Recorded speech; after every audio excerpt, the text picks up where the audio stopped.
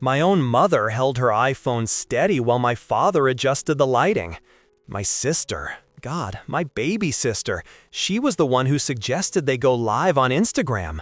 More authentic that way, she whispered, thinking I couldn't hear her anymore. But I could hear everything, every word, every lie, every plan they'd been making for months. I'm supposed to be dead right now. According to their timeline, according to their carefully orchestrated plan, you should be watching my memorial service on the evening news, not listening to my voice. They had it all figured out. The grieving family, the tragic loss, the inheritance that would solve all their problems. What they didn't count on was me being more stubborn than a mule, even at death's door. My name is Marcus Wellington III. 3 weeks ago, I was worth $847 million. I owned 17 properties across 3 continents, employed over 200 people, and had a family that the media called America's royal dynasty. Today, I'm sitting in a $40 a night motel room in Nebraska with $3,000 in cash and a burner phone, because sometimes the only way to stay alive is to disappear completely.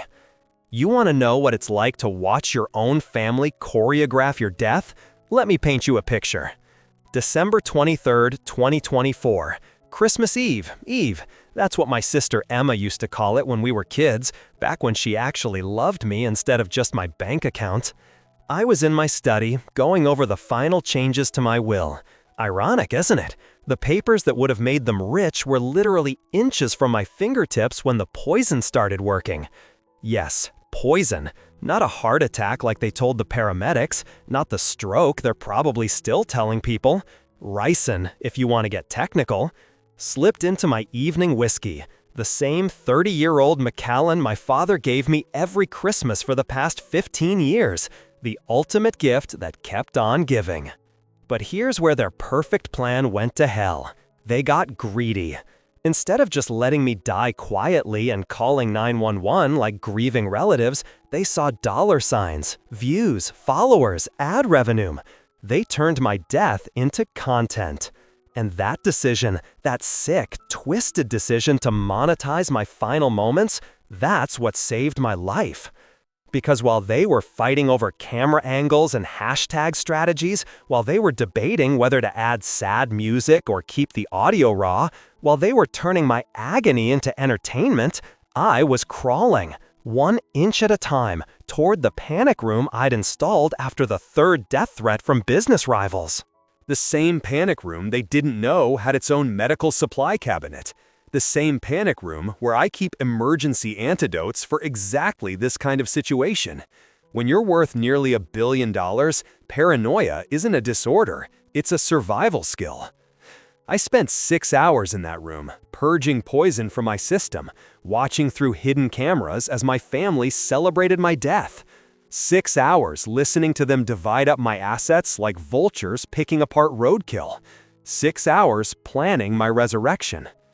But this isn't a story about revenge. This is about something far more terrifying than murder or greed or family betrayal.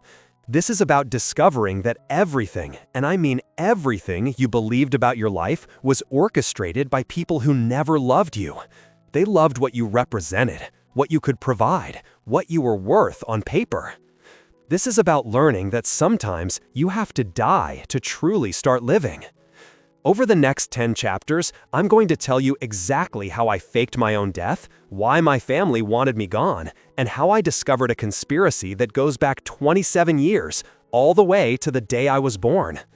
I'm going to tell you about the offshore accounts, the forged documents, and the murder attempts that started when I was just 16 years old. But most importantly, I'm going to tell you about the moment I realized that the family trying to kill me wasn't even my real family. If you think you can handle the truth about what wealth really costs, what family really means, and how far people will go when billions of dollars are at stake, then stay with me. Hit that like button if you've ever felt like the people closest to you weren't really on your side. Subscribe if you want to hear how this story ends, because I promise you, the ending will blow your mind. And if you're sitting there thinking this sounds too crazy to be true, just remember one thing: dead men tell no tales. But I'm not dead yet. My own mother held her iPhone steady while my father adjusted the lighting. My sister, God, my baby sister, she was the one who suggested they go live on Instagram. More authentic that way, she whispered, thinking I couldn't hear her anymore.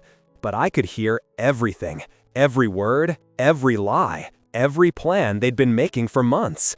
I'm supposed to be dead right now. According to their timeline, according to their carefully orchestrated plan, you should be watching my memorial service on the evening news, not listening to my voice.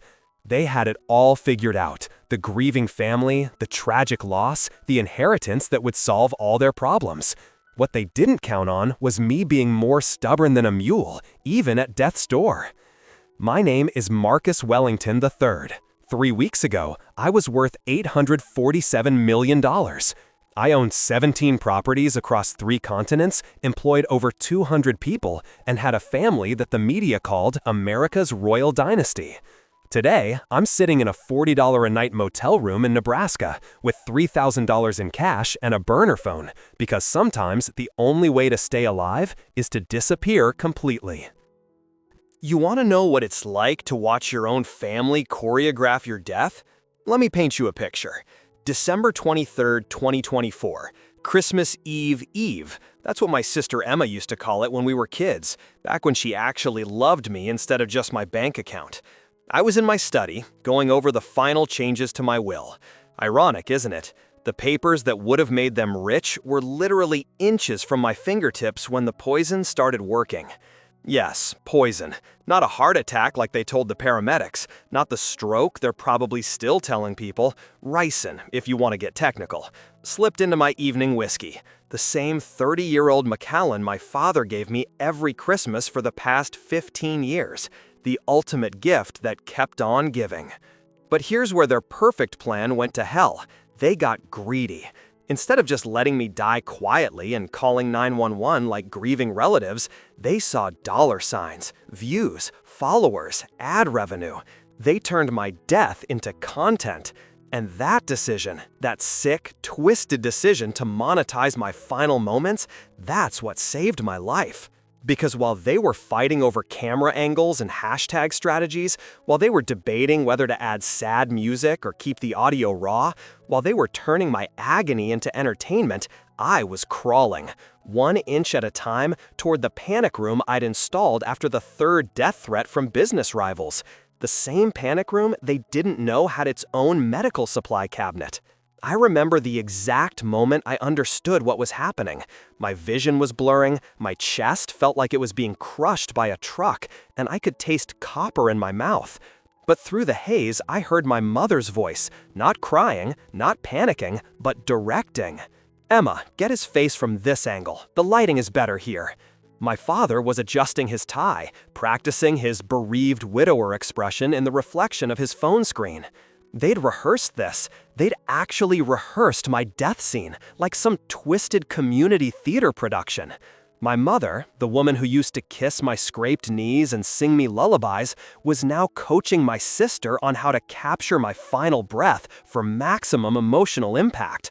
Remember, we need to look devastated, but not hysterical. Think controlled grief. People relate to that better. The betrayal hit me harder than the poison. Physical pain you can fight, but watching the people who raised you treat your dying body like a prop in their social media empire, that's a different kind of agony altogether.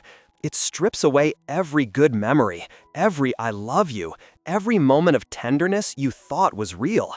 It makes you question whether anything in your entire life was genuine or just part of their long-term investment strategy. When you're worth nearly $1 billion, paranoia isn't a disorder, it's a survival skill. That panic room had saved me from business rivals, stalkers, and kidnappers. I never imagined I'd need it to hide from my own family. I spent 6 hours in that room, purging poison from my system, watching through hidden cameras as my family celebrated my death. 6 hours listening to them divide up my assets like vultures picking apart roadkill. 6 hours planning my resurrection. The medical cabinet was stocked with everything from snakebite antivenoms to radiation sickness treatments. When you're paranoid enough to build a panic room, you don't half-ass the medical supplies. The ricin was burning through my system like acid in my veins. Every few minutes, I'd vomit until there was nothing left but bile and blood. But I forced myself to stay conscious, to keep watching the monitors. I needed to see who they really were when they thought no one was looking. The performance was over. Now came the real show. My father was already on the phone with the lawyers, discussing how quickly they could access my accounts. My mother was scrolling through real estate listings on her tablet, circling penthouses in Manhattan. Emma was live streaming to her followers, tears streaming down her face as she described losing her beloved brother. But every few minutes, she'd check the viewer count and adjust her performance accordingly. They'd prepared obituaries, plural, different versions for different audiences. The business world would get the tragic loss of a visionary entrepreneur. The society pages would focus on the end of America's most prominent dynasty. Social media would get the heartbroken family sharing their grief. Each version carefully crafted to maximize sympathy, donations, and most importantly, their inheritance claims. But the worst part wasn't their celebration. It was listening to them rewrite our history. Every story they told the cameras, every memory they shared, was sanitized and twisted. They erased my pain, my struggles, my loneliness. They painted me as this golden child who had everything handed to him, who never suffered, who died peacefully surrounded by love. They were already turning me into a myth, a convenient fiction that would serve their narrative better than the complicated truth. As I lay there, fighting for every breath, I realized something that chilled me more than the poison. They weren't just killing me for my money. They were erasing me completely, replacing the real Marcus with a version that would be more profitable to mourn. Have you ever discovered that someone you trusted was living a completely different truth than the one they showed you? How do you rebuild your sense of reality when the people closest to you have been performing their love for years? By hour 4, I'd stopped vomiting and started planning. The antidotes were working, but slowly. My hands were still shaking, my vision kept going in and out of focus, but my mind was crystal clear for the first time in months, maybe years. It's amazing how nearly dying can sharpen your perspective on everything you've been too comfortable to see clearly. I watched them through the security feeds like a ghost haunting my own life. They'd already called the funeral home, not to report my death, but to discuss pre-arrangements for a high-profile client. They wanted to know about live streaming options for the service, merchandise opportunities, and whether they could sell exclusive photo rights to the media. My funeral wasn't a ceremony, it was a business venture. Emma was in my bedroom, going through my personal belongings with the efficiency of a professional appraiser. She held up my Harvard class ring, the one I'd worn every day for 15 years, and Googled its resale value. My collection of first edition books, the ones I'd spent decades collecting, reading, and cherishing, she was photographing them for an auction website. Even my personal photos, the ones from before I had money, before everything became about the empire, she was deciding which ones would tell the best story for the media. My father had moved on to my office, photographing important documents with his phone. Not just financial records, but personal letters, private correspondence, things that had nothing to do with money, but everything to do with power. I realized he wasn't just planning to inherit my wealth, he was planning to become me. To step into my role, take over my companies, assume my identity in the business world. But my mother, she was doing something that made my blood run colder than the poison had. She was in the kitchen, washing the whiskey glass, methodically scrubbing away every trace of evidence, humming a Christmas carol while she destroyed proof of their crime. The same Christmas carol she used to sing when she tucked me into bed as a child. The disconnect between the innocent melody and her calculated movements was so profound it felt like watching someone's soul split in two. That's when I understood the full scope of what they'd planned. This wasn't just murder, it was identity theft on the grandest scale. They weren't just taking my money, they were taking my entire existence and reshaping it to serve their purposes. By dawn, I was strong enough to stand, weak but functional. I had a decision to make: confront them with the truth and watch them scramble for explanations, or disappear and let them think they'd succeeded. The second option felt more dangerous and infinitely more satisfying. If they wanted me dead, then dead I would be. But ghosts have a way of haunting the living, and I intended to become the most persistent ghost they'd ever encountered. I used the panic room's independent internet connection to access my offshore accounts, the ones they didn't know existed. 27 years of careful financial planning had prepared me for many scenarios, but I'd never imagined I'd need an escape fund to flee from my own family. I transferred just enough money to survive, leaving the rest untouched.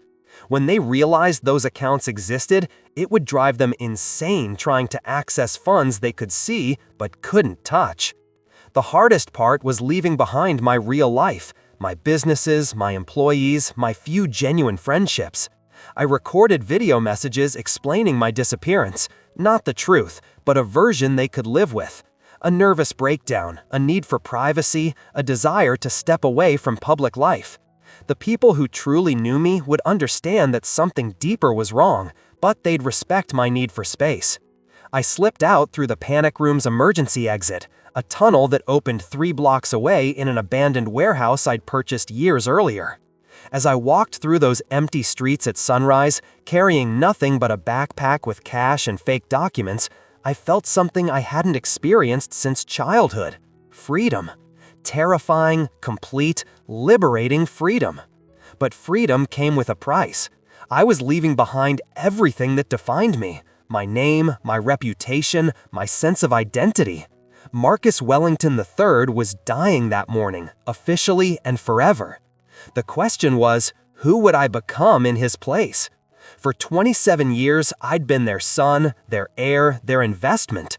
Now, I had to figure out who I was when nobody owned me, nobody expected anything from me, nobody saw me as a dollar sign with legs. Standing in that warehouse, watching the sunrise through broken windows, I realized something profound. I'd spent my entire life being afraid of losing everything I had. I'd never considered how powerful it might feel to voluntarily lose it all. When everything you thought defined you is stripped away, your name, your money, your family, your identity, what's left? And more importantly, is what remains stronger or weaker than what you lost? 3 weeks of being dead taught me things no Harvard MBA ever could. I learned that $3,000 lasts a lot longer when you're not maintaining a lifestyle built for show. I learned that truck stop coffee tastes better than $200 bottles of wine when you're drinking it because you want to, not because it's expected. I learned that sleeping in a $40 motel room can be more restful than a king-sized bed in a mansion when nobody's trying to kill you. But mostly, I learned how to disappear, how to pay cash for everything, how to avoid security cameras, how to become invisible in a world designed to track your every movement.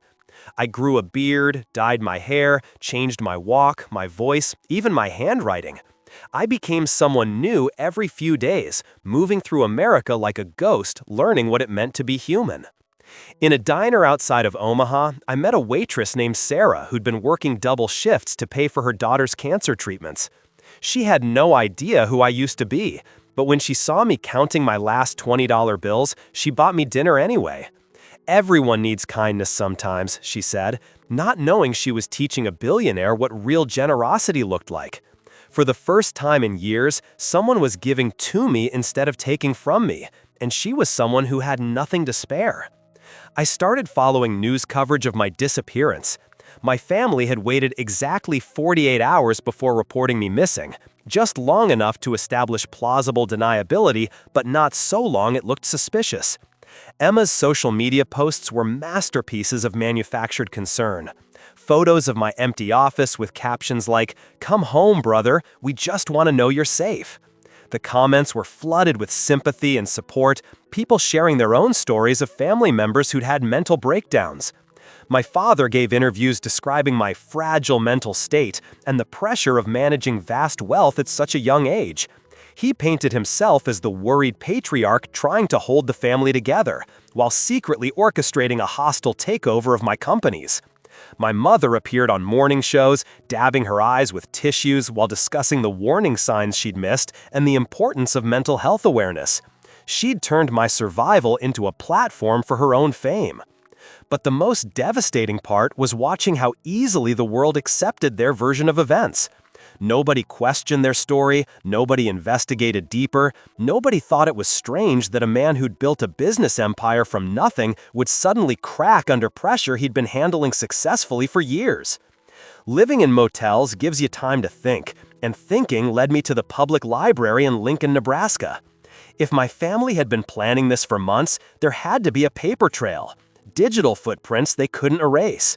Using a fake library card and public computers, I started digging into the business they thought they'd inherited. What I found made the poisoning look like a mercy killing compared to what they'd really been doing to me. But the most devastating part was watching how easily the world accepted their version of events.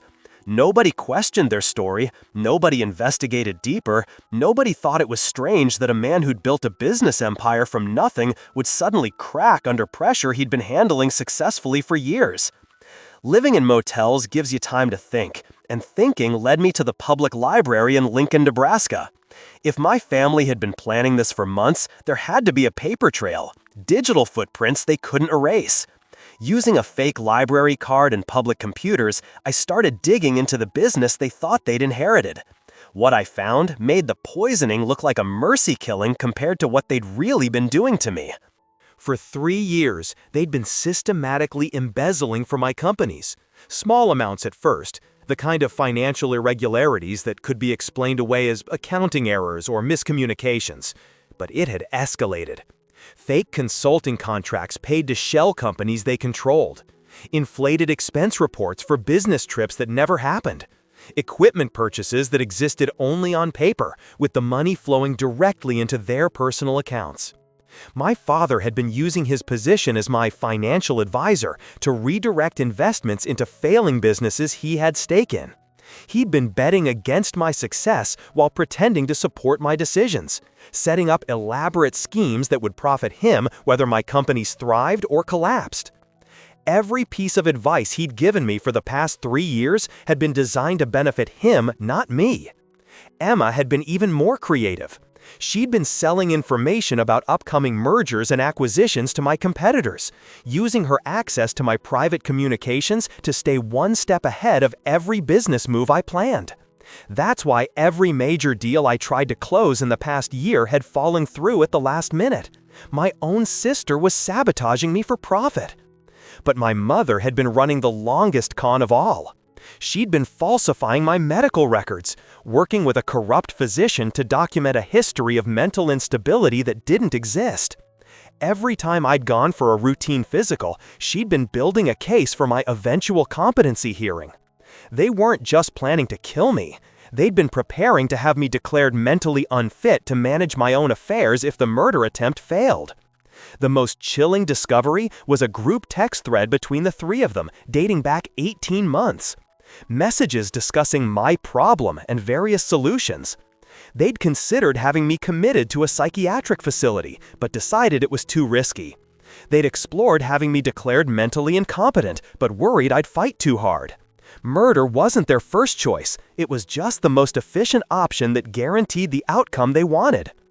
Reading those messages felt like watching my own autopsy.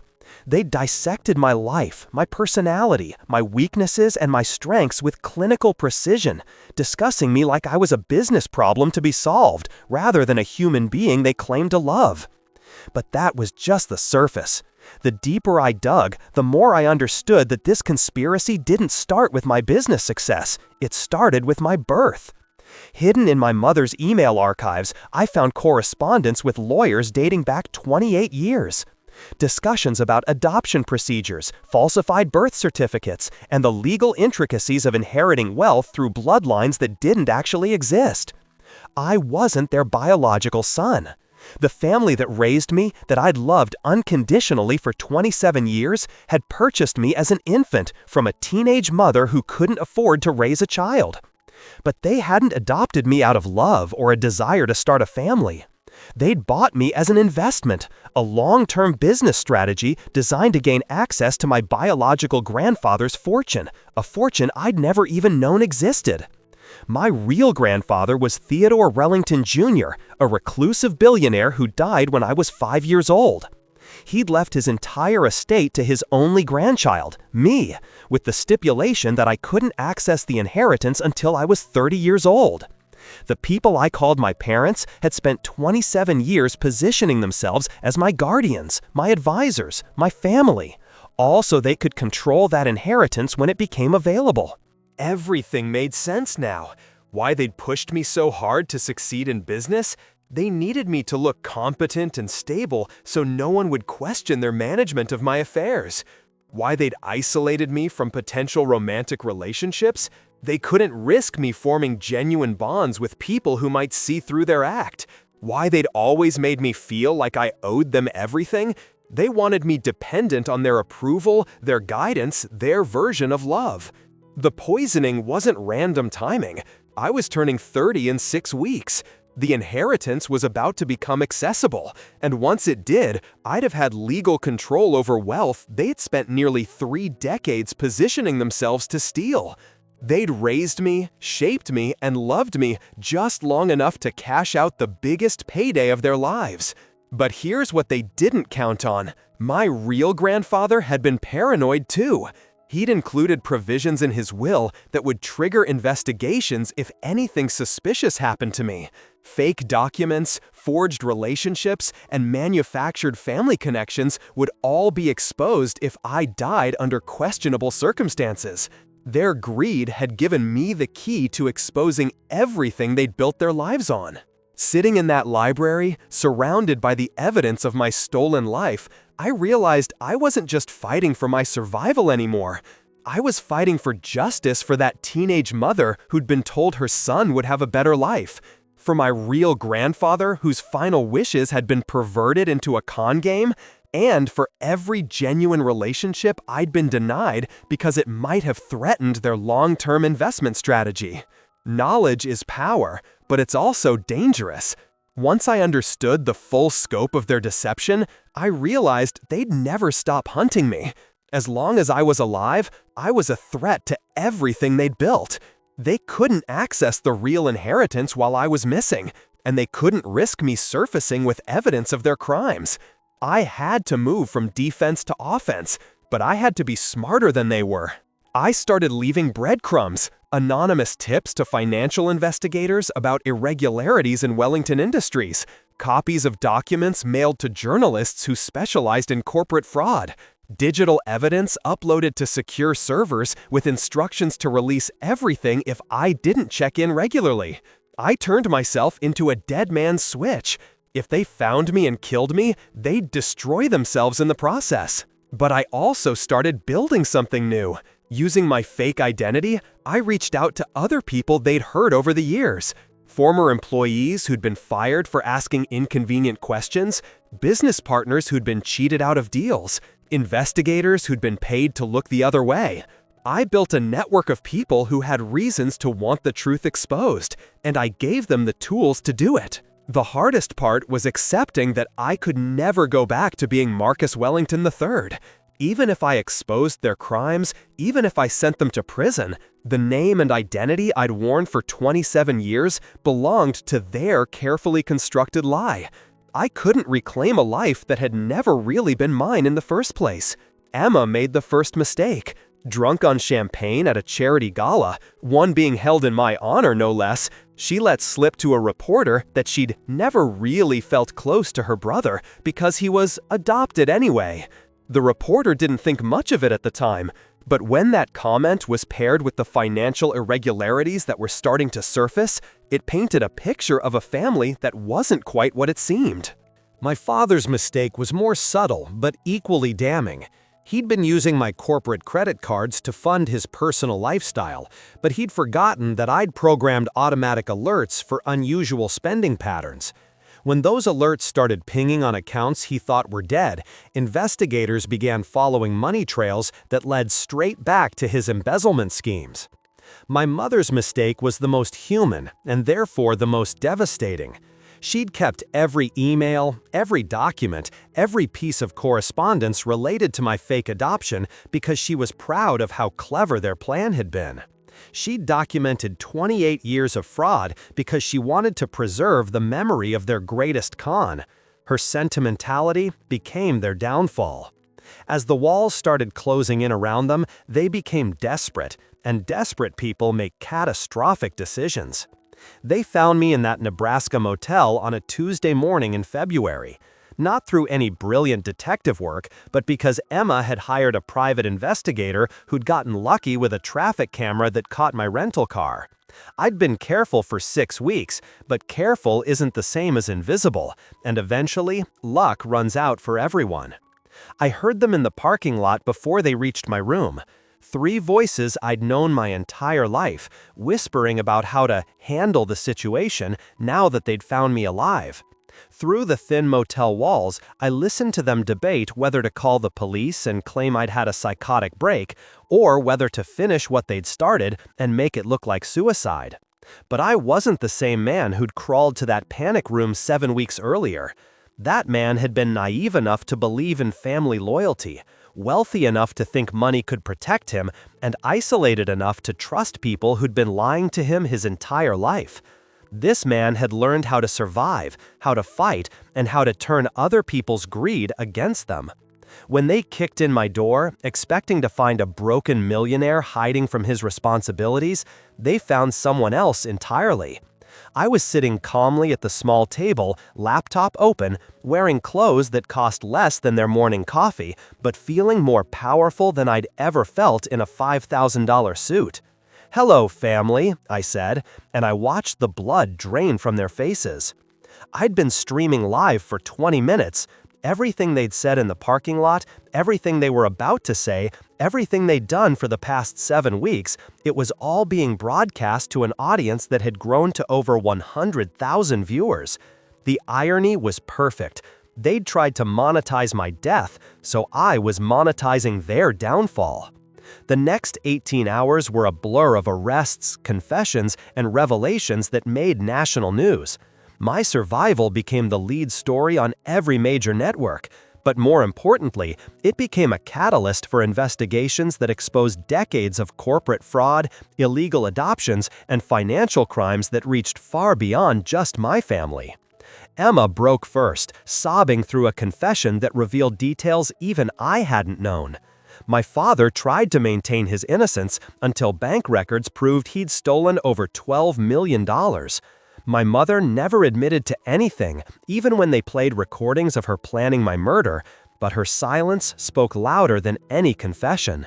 But the real victory wasn't their imprisonment, it was what I built afterward.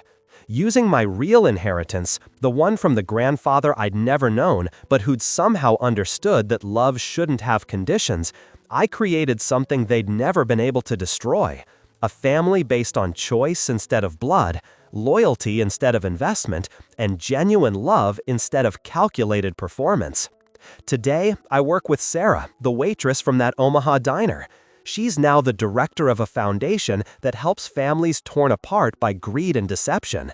We've helped hundreds of people escape toxic family situations, exposed dozens of similar inheritance scams, and proven that sometimes the greatest strength comes from walking away from everything you thought you wanted. Sometimes the most powerful testimony comes from those who weren't supposed to live to tell it. If this story has touched you, if you've ever felt trapped by people who claim to love you while actively hurting you, please know that you're not alone. Hit that like button if this story gave you hope. Comment below if you found the courage to walk away from toxic family members. Subscribe if you want to hear more stories about finding real family in unexpected places. Because blood may be thicker than water, but chosen family flows deeper than both.